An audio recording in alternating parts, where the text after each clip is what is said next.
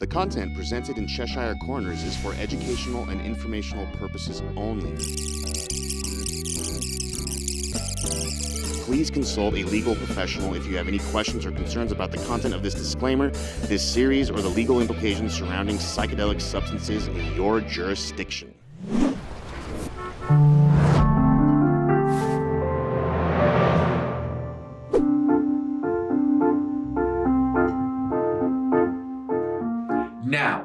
Right now, companies all over the world are racing to find the best way to get you the treatment you deserve with ketamine.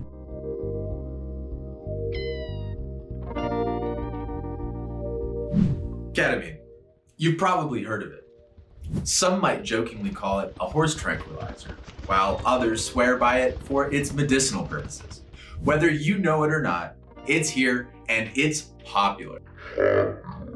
Chances are, you watching right now have heard about it, or maybe you've thought about trying it. Maybe you know someone who's tried it, or maybe you've seen an article about it. I'm here today to give you all the information you need to know about ketamine. I'm John, and I'll be your host as we trip through the looking glass and discover the magic of ketamine.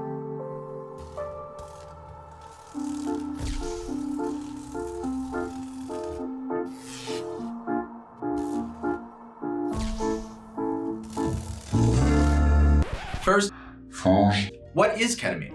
Ketamine is a dissociative anesthetic drug. That, when used properly, can treat depression, pain, epilepsy, and even asthma. It has also been introduced as a safer alternative anesthetic in medical procedures. Shortly after being synthesized in 1962, the United States deemed it acceptable to use medically in 1970. In its infancy, it was used rather crudely as a surgical anesthetic for animals, and more notably for soldiers fighting in the Vietnam War. It was an incredibly useful drug during wartime. However, researchers internationally weren't as hot on the new drug as the United States was, and deemed it unappealing, citing its hallucinogenic qualities as undesirable. France found that ketamine was a danger to the public, considering its potential misuse.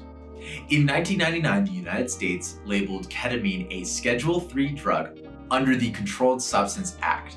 Years later, in 2019, researchers at Johns Hopkins and Harvard reintroduced the drug into the conversation, having revealed through their research that ketamine has the ability to treat a whole swath of conditions.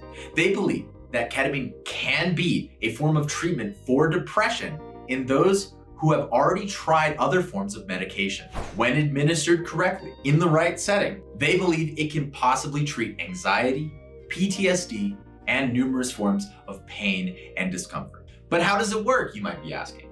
Well, to answer that, we need to go a little bit deeper into the science of it all. Firstly, it's important to understand that the dissociative effects commonly associated with the drug is not the intended use of ketamine. Getting high from the drug is more of a side effect of the drug. The actual treatment comes from the reaction your brain has when coming into contact with ketamine, and how it moves forward after being introduced to the drug. Basically, when you're depressed, your brain can start to cut off connections called synapses from receiving vital new information.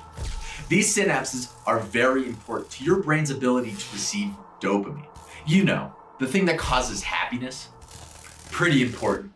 What ketamine does is reinvigorate these synapses by introducing new stocks of glutamate receptors so that they can be energized and strong enough to receive new information, important information, like dopamine. Okay, now that we've got the important stuff out of the way, let's talk about the act of taking ketamine. The high itself can be overwhelming to some. Early participants in studies have said that they felt like they had died or that they were floating through space. That's because the dissociative properties of the drug will create a dreamlike and detached experience.